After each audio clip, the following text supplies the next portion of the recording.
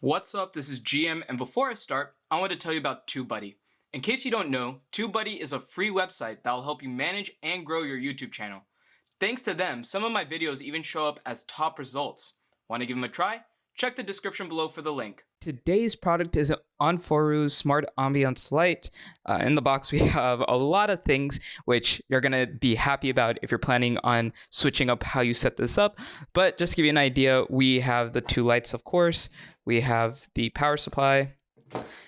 And then we have the two angle bases. We have two screws right here. Two screws. We have two stands. And we have some hanging buckles. We have some adhesive tapes as well. So personally, I think the beauty of this is that it comes with everything. So you can do multiple different types of setups, whether it be on the ground, whether it be hanging from a wall, what have you. So let's start off by going over some general info. As I'm talking, I'll just move some of this clutter out of the way. So it is compatible with Alexa and Google Home Assistant. It has 16 million colors, multiple installation types, memory function for light effects, two 6-watt powers, 120-degree beam, 100 LED per bar, and various color options. And I'm going to actually go ahead and pause this and set it up so you can see what it looks like just standing. All right, so I've went ahead and connected both lights, and I'm using the app right now. And something you need to note is that both of these lights connect to one power source. However, each of these lights have their own separate kind of controls in the app. So for example, right now, this right light I have set to just its normal default white color, and I'm controlling this left one. So you're going to notice I'm starting to make it a white color, or a cool blue, whatever you want to call it. And I can decrease the brightness, I can increase the brightness on that one. And now I'm going to go and change the colors on it. So right now I have kind of a pinkish color. I'm going to make it red. It's going to be hard to see right at the light, obviously. Soon I'll face it against a wall so that you can see better. You might be able to see a small reflection on the table, but right now, yeah, like I said, it's kind of hard to tell what exactly is happening. So what I'm going to go ahead and do now is I'm going to change the direction that it is facing. So that way it kind of faces the wall a bit.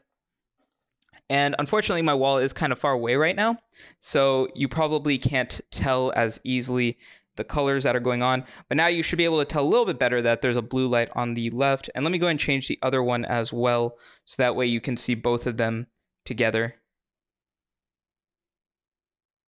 So here we now have the blue, and let me go and there we go. That should fix that a little bit. So now you can see there's like a blue color. I could do one kind of a red and one blue, and I think I accidentally decrease the brightness on the first one, so let me go and raise that back up a little bit. All right, so now I've gone ahead and connected both of the lights, and I'm using two different colors.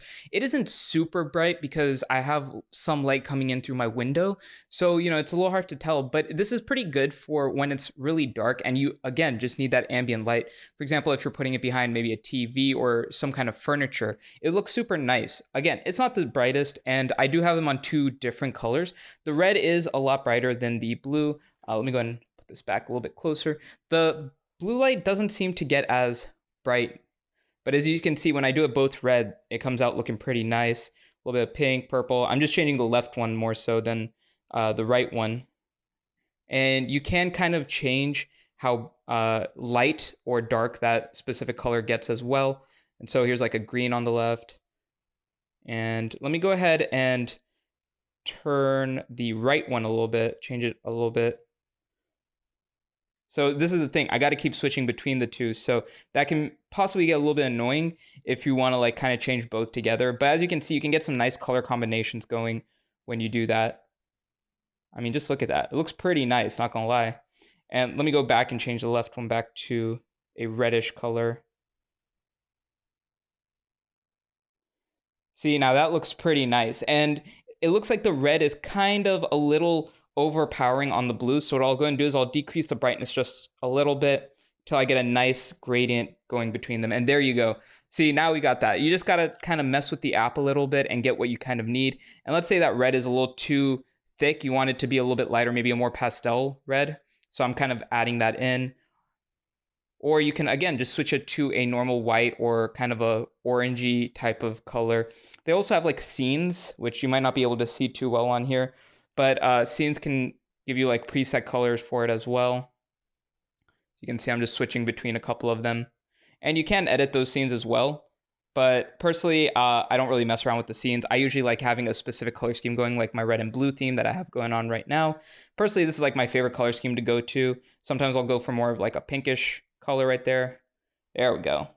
As you can see, I personally think that looks pretty nice, but it's all up to your taste. Again, you could do it like both orange, you could do them both red, you could do them both blue, whatever it may be. See, like right now I got it all blue, and that looks really nice as well. But again, it's just what you kind of favor. And as you can see, I put them on the stands as well so that they're sitting up. You could also lie them flat. Currently I have them threaded through the stand, so I can't lay them flat. But you could lay them flat. You could stick them against the wall. You can hook them against the wall as well. So you have a lot of variation on how you kind of set this up, which is really important.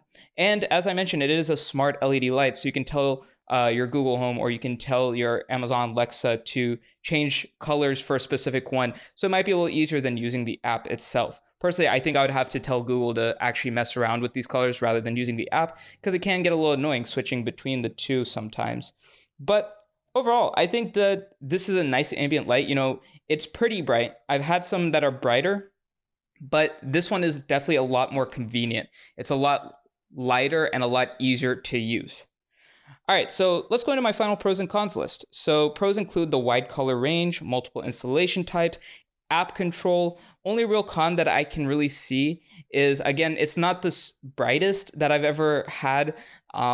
That's something that can be annoying for some who may need it for when there is some light coming. So like I said, I have light coming in the room. So even with that, it's still pretty bright, but perhaps you need it to be even brighter. So that's where you may need to look somewhere else. However, I love that it works with Amazon Alexa and Google Home Assistant. I think that's a big pro. That's something other ambient lights that I've reviewed don't really have, or other ambient lights that I've worked with at similar price ranges that have similar brightness that don't have this feature. And I think that is a very big feature to have.